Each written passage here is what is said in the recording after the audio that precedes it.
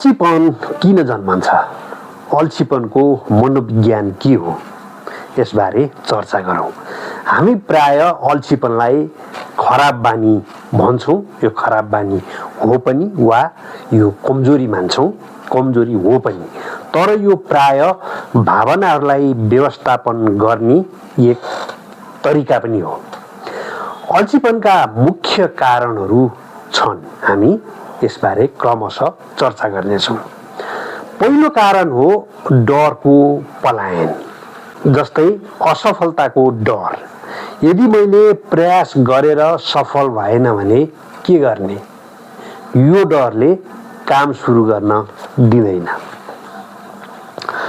अर्को हो सफलताको पनि डर। फेरि यदि मैले राम्रो गरेँ भने भविष्यमा मैले सधैँ राम्रो गर्नुपर्छ।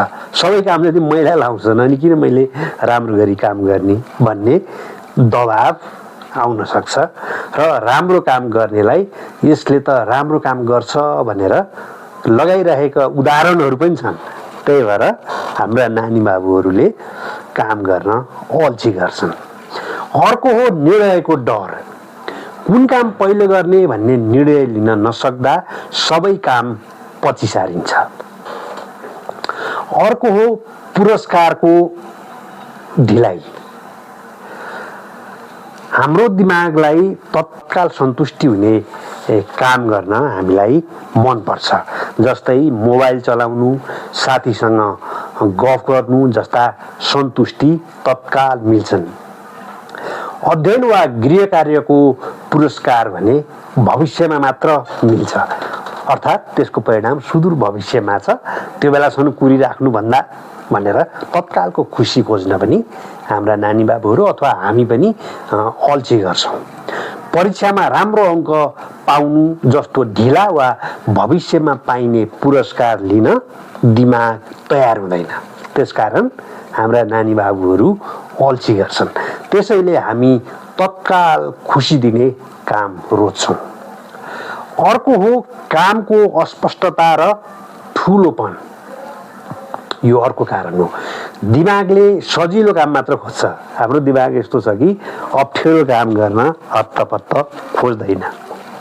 त्यही भएर पनि हामी काम गर्न अल्छी गर्छौँ। हाम्रा नानी बाबुहरू काम गर्न चाहिँ अल्छी गर्छन्। अस्पष्ट अथवा दिमागले त्यसलाई अत्यधिक बोझ मान्ने काम छ भने दिमागले नै प्रतिरोध गर्छ। जस्तै पुरै किताब पढ्ने काम दिमागले बोझ ठान्छ।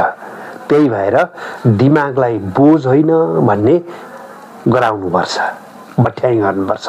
त्यसका लागि दिनको केही पाना मात्र पढेर दिमागलाई बोझ छैन भन्ने बनाइदिनुपर्छ। यसको उपाय यो हो। बिस्तारै बानी भएपछि भने हाम्रो दिमागले त्यसलाई सजिलो ठान्छ र जति धेरै पनि गर्न सक्छ, बोझ ठान्दैन। बोझ नठानेपछि जति ठुला किताबहरू पनि पढ्न तयार हुन्छ हाम्रो दिमाग। दिमागलाई यसरी चाहिँ तयार पार्ने हो, बानी पार्ने हो। बानी पारेरै अल्छीपन हटाउने हो। यसका लागि हाम्रा नानी बाबुहरूलाई तपाईहरू जस्तो ठुलो मान्छेहरूको काउन्सिलिङ जरुरी छ। त्यसकारण मैले यो किताब लेखेको हो। किताब पढ्नुस् या नपढ्नुस् तपाईँको खुसी, र तपाईँले किताब पढे झन् राम्रो। पढ्नु भएन भने तपाईँलाई चाहिने आधारभूत कुराहरू म यहाँ गर्नेछु, किनकि हामीहरू सबैको साझा सरोकार हो यो विषय उठाउनु।